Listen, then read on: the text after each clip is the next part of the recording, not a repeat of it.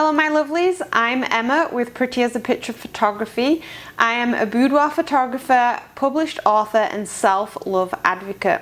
And if you have been around my little corner of YouTube before, you will know that I'm all about community over competition, and sharing really is caring. So I would like to introduce you to my special guest for our Sharing is Caring episode, I think episode 7 or something, and it's our second episode that is actually in person, which is super awesome, here in my studio.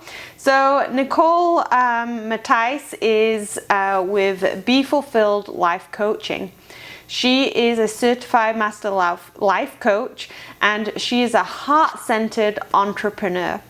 So she really does lead by example and has really paid it forward from her own struggles, and she has really found a way to be authentic and truly be fulfilled, and now it's her mission to pay it forward and do that for other people, other women, through her life coaching.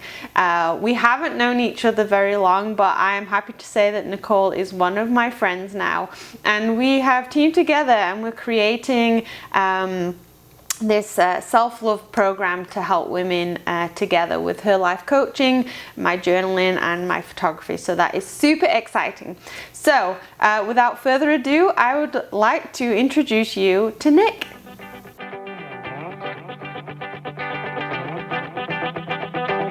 Okay, so thank you so much, Nicole, for joining me here in my studio today. Yeah, this is the second episode of Sharing is Caring where I've had the opportunity to do it in person. So, and I really love it. I feel like you can really share a story properly and connect properly. So, yeah. Well, thank you. It's a beautiful space to do this in, and I'm glad to be here with you. Yeah, I'm so excited. So, we're going to jump straight in. And the first question I'd like to ask you then is, what does self-love mean to you? Well, that's a really packed question, isn't it? So for me, self-love means coming within and accepting all the parts of myself. It's not about living in bliss every day. It's about loving and nurturing that little girl within me that sometimes spins out of control, because we all have that person in us that wants to stomp her feet and cry, or lay on the ground and wail and carry on and thrash around, and it's about loving that person, and then understanding who that is. That's understanding who that is and accepting. It's not just about looking at the beautiful parts of myself, but it's also looking at those pieces that are still a little bit bent, dent, and possibly a little broken, that need nurturing. And then when I do behave badly, because we all do at times, we all get stinky thinking, and it's still loving that person and knowing that the little girl and I are all in a process. And so I always say it's about loving the good, the bad, and the ugly. Yeah. Because we have all those pieces, and that is self-love to me. That's it. Like, self-love isn't about, striving to be perfect, because that's so unattainable. We're not going to get there. So yeah, I love that, like accepting the good, the bad, and the ugly. And that I'm in a process. We're all in a process, and some of us are a little further ahead than others according to our own standards, but we're all in a process. And yeah, we're going to get into probably a little bit about my story, so I'll save that back then. But yeah, I love loving all parts. Yes, yeah, because like when our little person inside is having that tantrum, we just got to remember it's only temporary, and to forgive ourselves. Yeah, those tantrums that we have, a lot of the time we feel like we failed, and I love the saying that there is no failure, there's just feedback. And so if we're able to stop for a moment and ask that little girl who's freaking out, spinning out of control, whatever it might be, what is it that you need from me? What can I do to help you? How can I nurture you and love you more right now? Yeah. And when we can stop, that little girl often goes, okay. And sometimes it's as easy as I'm hungry, or I'm tired, or I'm scared that, or I feel just rejected. You know, if my husband says something to me and right away something rises, it's like, wait a minute, okay, what is that? What, right? And it's saying like, he loves you. He's just his own person too, right? So self-love, when you love yourself, when you really come inside of who you are and you understand who you are, you're also able to extend that grace and beauty to others. Yeah, so true. But any relationship, any kind of love in the world has to start within. And that's something that I've learned through my journey. Yeah. Is it has to start within, and then the love that you get to emit and just shine on other people enhances. And then you love yourself more, and you figure like it's just like a little snowball going down the hill, right? Oh, I love your passion. I just love it. You can just, it's emanating from you. So well, awesome. it wasn't always like that. No. Believe me, there was a lot of other stuff emanating from me, which I'm sure you're going to ask me about. Yeah. And I've also had an opportunity to read your blog, so you must go and read the blog too. Yes. So lots of good stuff in there. So if we don't cover everything here, there's lots more there as well. So yeah. The blog, she was always enough, and we are, if we can understand that concept that you are enough, you have always been enough, and you will always be enough. In this moment, in this breath, you are exactly where you need to be, and you are perfect the way you are. Yeah. Love it. So, how did self-love become a priority in your life? I always thought I loved myself. And I think that as women, we go around saying, I love myself. Like I got it all together, and I'm okay. I'm okay. And that's a defense mechanism, because a lot of us aren't okay. We are so busy trying to prove to the world that we're okay. And I grew up with beautiful parents, ones that gave everything to me, as in time, and they, like most parents do, right? I mean, nobody has a baby and decides that they're going to totally screw up this child, but they have programming too. They have experiences, and so as I grew up, I can go on and explain all the things that may have happened. We all have stories. You have your story too, that formed the beautiful being you are, and those things. When you come to a point where you truly love yourself, you can reflect back and look at it. And even though there's trauma and there's pain and strife and tears and heartache, it was all for you. It was all for me. And when I can look back at that, like my emotion is rising in my throat, because it was all for me, and I'm finally at a place in my life where I can say I would not change a minute of it. I would do it all over again. So my self-love story is that I grew up. I was sexually assaulted, and that formed an opinion of I formed an opinion of myself, not consciously, that I was a piece of trash. And I remember telling people that, that's what happens to bad girls. And yet I did everything in that situation to try to protect myself. And had I spoken up at the time, I know that the situation would have definitely been rectified, especially by my father. But so I grew up, and then more things. I found my soulmate, my husband, when I was 19, and we fell in love, and then we started a family, and we did all the things. And I got busy doing all the things to prove to the world that I was okay.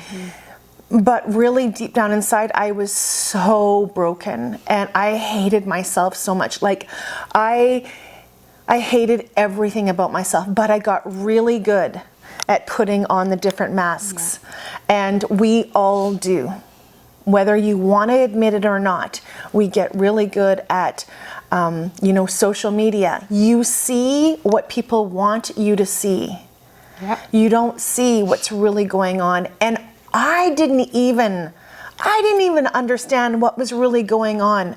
I remember praying and being like, I know there's more, and if you just show me what it is, I will work through it, and crying and all of these things that you go through while raising children, which was really scary because I always joke around. My kids are going to be laying on some therapist couch one day going, it was all my mother. I'm sure they're going to be okay, but and so life continued, and I felt like I was showing up in life like this. Ever since I was a little girl, I had my fists. And there was a time where I actually physically used these. When I was in high school, I had no problem throwing one of these if I felt I needed to. And then as I grew older and realized if I threw one of these, I might be arrested. So then I started throwing the verbal punches. And I can still be that person that when I talk about the good, the bad, and the ugly still will rise, but I've learned tools to then turn these into this, and it's for myself. And again, when you can do this for yourself, you can do it for other people. So I can quickly bring myself and go, whoa, what's going on here, right? Rather than letting it spiral and then me having to apologize for things. So in 2016, my life kind of came to a head. There was a lot of things coming at me personally and for my family. And I felt I was broken. And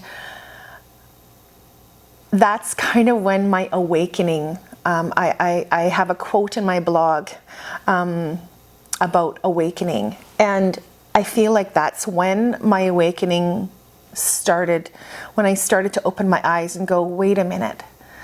It's not for my husband to fix me. Because I remember saying to him, you just don't love me. You think I'm fat. You think I'm ugly. You think I'm stupid. You think I'm this. And he would look at me and he'd be like, I have never said that. I don't believe that. Yeah. And the poor man was racking his brain as to what have I done to, right? But it was all within. Project. Again, what is coming out is coming out from within, right?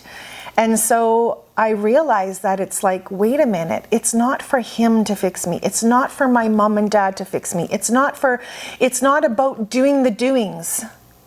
It's about figuring out who I am. And the beauty, that not just the external beauty, but the internal beauty.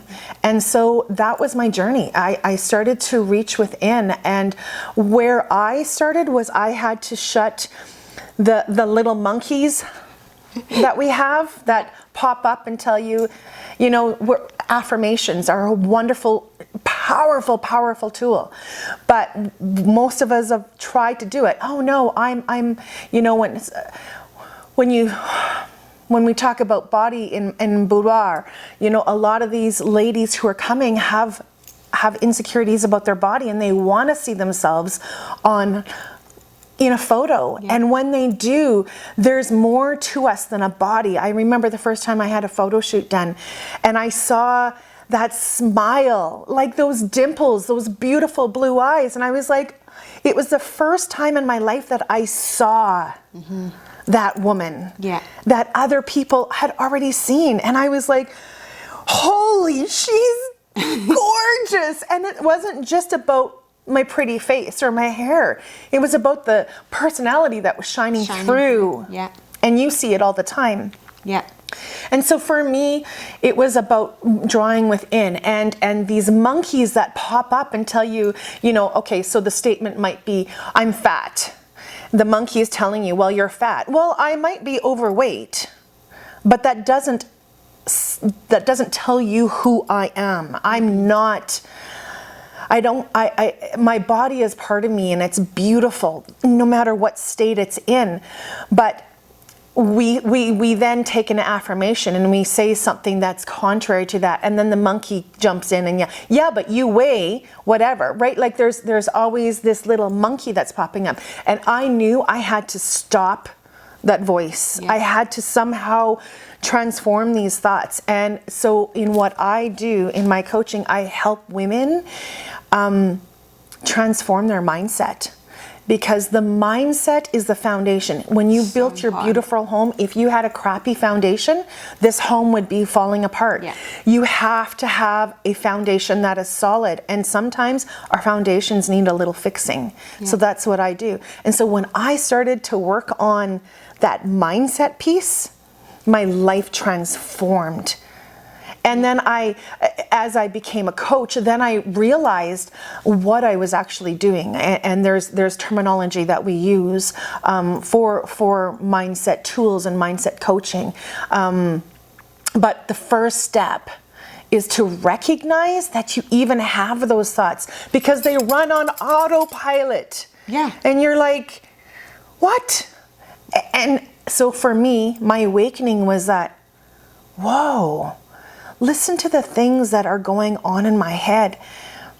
Yeah. And I started there. And then my journey has just continued and continued. And then I got into coaching, and I'm at a place, I'm still, you know what, the monkeys will still jump up, but I can put them, silence them immediately. Yeah. And it's a choice. It's a choice, and it's work. Yeah. And so that's my self-love. Yeah.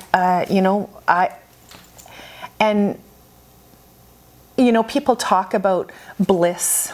What is bliss? Well, your definition and my definition would be different. Mm-hmm. But I can honestly say that when I look at myself naked in a mirror now, believe me, this is not perfect, but it is beautiful. Yeah. And it is strong. And it's mine. Yeah. Exactly. Yeah. That is the most important. It's yours. Yeah. And I have choice as to what I do with this. And a lot of the time we think that self-love is about body. It's a piece of it. It is, yeah. And I just wanted to say something on that, because, I get clients that are like, oh, I need to lose 10 pounds or 15 pounds before I come into a shoot. I need to go on a diet. I need to exercise. And I've got nothing wrong with eating healthy and being fit, but for the right reasons, yes. right? You have to, like you said, fix this first. Yeah. Have a more positive mindset. Like, work out and nourish your body with all those good foods because you love your body, not because you hate it. That's because right. It can be counterproductive, if you're stressing about losing weight, or you've still got these monkeys, or Nora, as I call my little voice in my head. Yeah. Like, if she's still constantly going, then you're probably not going to lose the weight. Right? Oh, absolutely. And there's a whole mindset thing on that. Yeah. Right? And that is part of self-love. We're talking about self-love here. And self-love is about having a healthy body. But it's not, if you're not at the state, I was 227 pounds. Okay? That's overweight. That's not healthy. No. And I'm not saying that if you weigh that you have to be okay. But that for me was not health. Right. And so I was like, you know what? And I weighed that because I was hurting myself. And I could go hours into that whole mindset.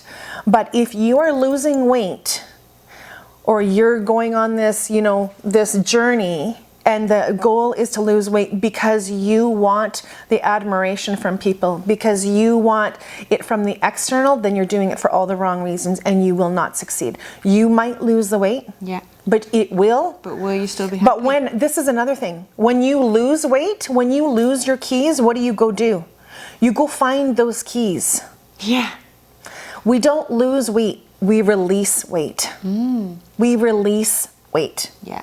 That's a good way of looking because at it. you will always find your weight. You will always find your keys. Come back. Yeah. It'll come back. And therein lies a whole nother issue. So, yeah. I really like just going back to the beginning where you said you had these up a lot and you weren't afraid to use them in school. And not saying that you were a bully, but it kind of brought me around to my story, how I was bullied. And I have forgiven all of my bullies. I don't even know most of my bullies by name because it was just random people that I was an easy target for, right? But I have chosen for me to forgive them, and one of my ways that I was able to do that was realizing that what was going on in their life, because they obviously had these up too, and I never got punched or anything. Theirs was more verbal, but it was a form of this. Yes. Yeah. So it's like, what was going on in their life for them to turn on me, and I chose not to blame them for it. And that's the beautiful thing about your self-love journey, is that you have been able to forgive people. Forgiveness isn't for the other person. It is for you. It's to soothe your soul. Yeah. And that you can only come to that place when you draw within. And for me, just for the record, I wasn't a bully. If somebody was bullying you, I was the one who would have stepped in between, and that's when, because I was protecting you. And I'm very much still like that. I take on, that's one of my bad things. I wouldn't say it's ugly, but I take on your stuff, and I will fight to defend you. So I was never going around bullying people. No. Or if somebody attacked me first, like physically attacked me, I never ever threw the first punch. And not that throwing any kind of punch is okay, but it was because I didn't feel like I could protect myself. I felt like I had been violated. And so that's part of my mindset, is knowing that I am secure, that I can make good decisions for myself, that I've got my back. I don't need my husband to have to fight for my battles. That was one of our things. Yeah. Well, you never stick up for me, because I needed him to stick. But now I can actually use my voice and say, actually, no. This is the boundary that I have created. This respects who I am. Yeah. And I don't have to do this. I can do it all through this. Yeah. And that's using my voice. But I had to find my voice first. Yes. So amazing. It's part of the whole self-love journey. It's not just about bubble baths and manicures. Yeah, no, it's not. So much more than that. That's like this kind of little tiny piece. And even the whole body thing, and the losing weight or releasing weight or eating healthy, that also too is such a small, because when you can draw within and really discover who you are. Yeah, it's like what works for you. I've had so many conversations where people are, oh, well, bubble baths and that, this is not really for me. Don't have to be. Figure out what is really, for you. Like, figure it out. Go sit in a mud puddle if that's what you want to do. Like, whatever. For me, I grew up riding horses. Don't put my hands in dirt to plant dirt. Put my hands in manure, and I'm happy. Yeah. Right? Like, put me out in the dirt and the poop, and that is my space. Yeah. I don't want to plant plants, to that. Right? Well, I like the plants bit, but also the shit. The shit, yeah. Oh, I'm so glad that we can say that. I mean, I don't know. YouTube might censor us for that, but whatever. We have talked about, the good, the bad, and the ugly. The bad and the ugly does not disappear, right? And it's not even ugly. No. It's just the only way I can explain it. Yeah, exactly. And I think people can relate to that explanation too. So how do you get through those tough times? Like, what are your coping mechanisms or go-to things to get you out of those struggles? I would say that it would be just like if you have a child or a spouse. When they're going through hard times, if you were going through something, I would probably put my arms around you. I would be kind to you. I would speak the truth of who you are. And And when you start to come within, you're able to do that for yourself. You're able to talk to that little girl. Hey, Nick, what's going on? Like, how can I love you more? And also, these emotions that we have, really big emotions, anger, fear, frustration, rejection, grief, pain, trauma, these things are so big. And I always explain it to my clients, like, you're sitting on, this technique works so well for me. I mean, I teach all kinds of tools to people who are going through tough times. Because the easy times are the easy times, right? Yeah. The bliss times are great. But it's when you're sitting in that pile of poop and you don't know what to do. And so one of the things that I like to say, and I'm going to speak to these, Yeah, please do. is that when you are feeling crappy and you have this big emotion, I want you to picture yourself sitting on a beach.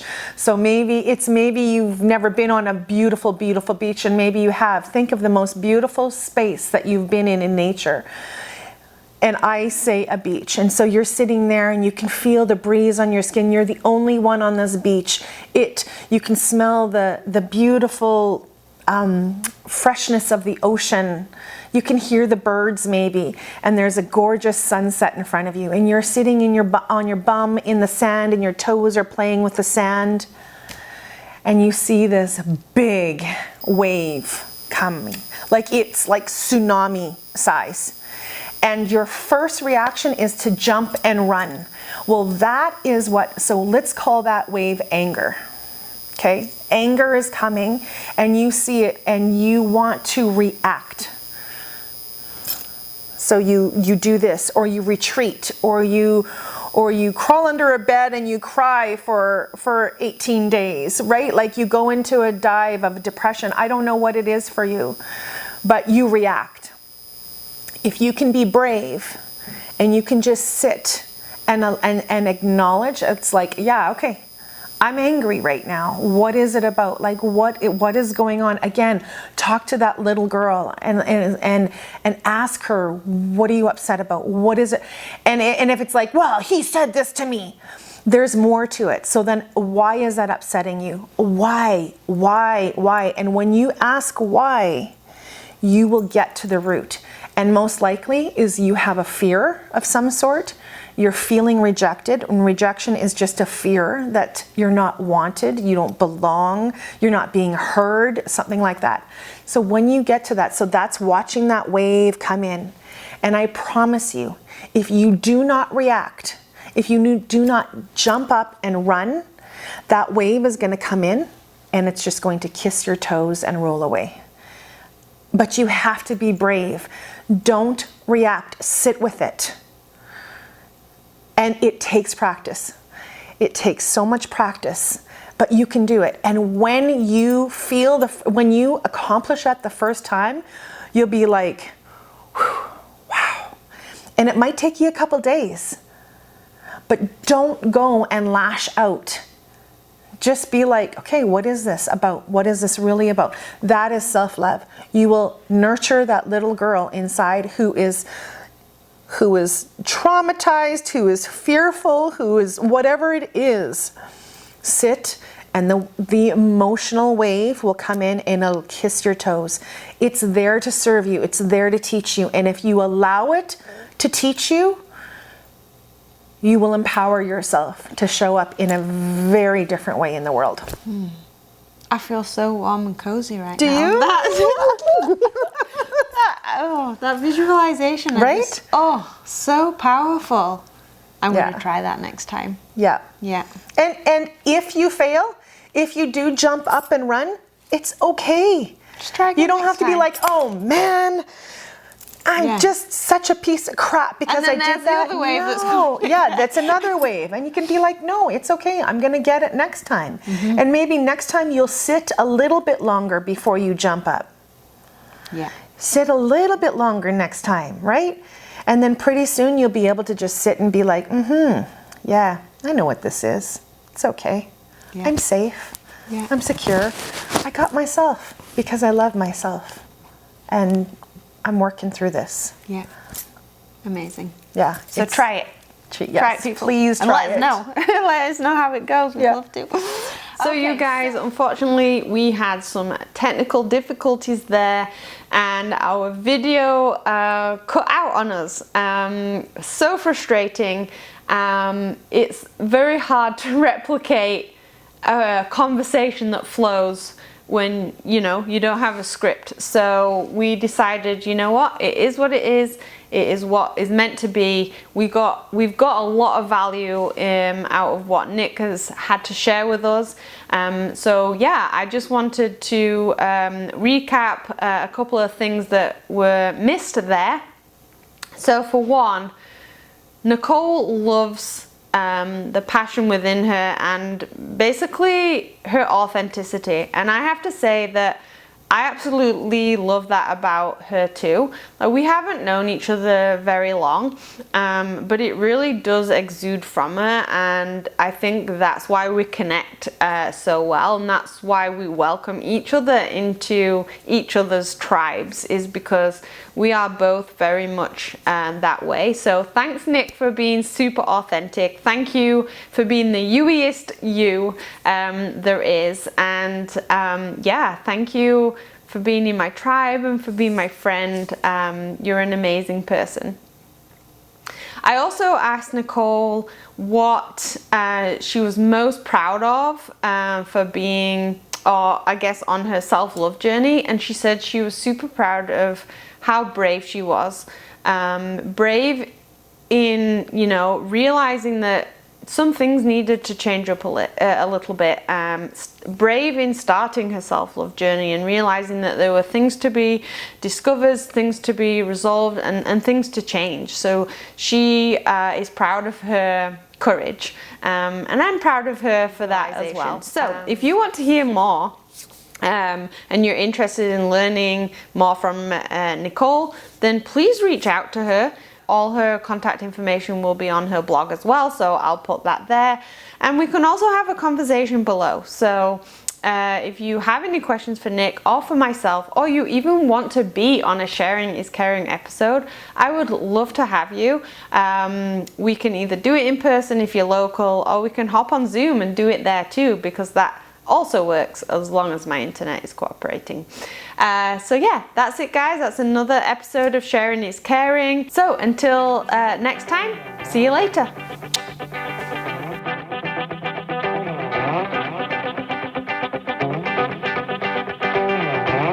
Are we going to be serious, or are we going to be like just ourselves? Just ourselves. Okay.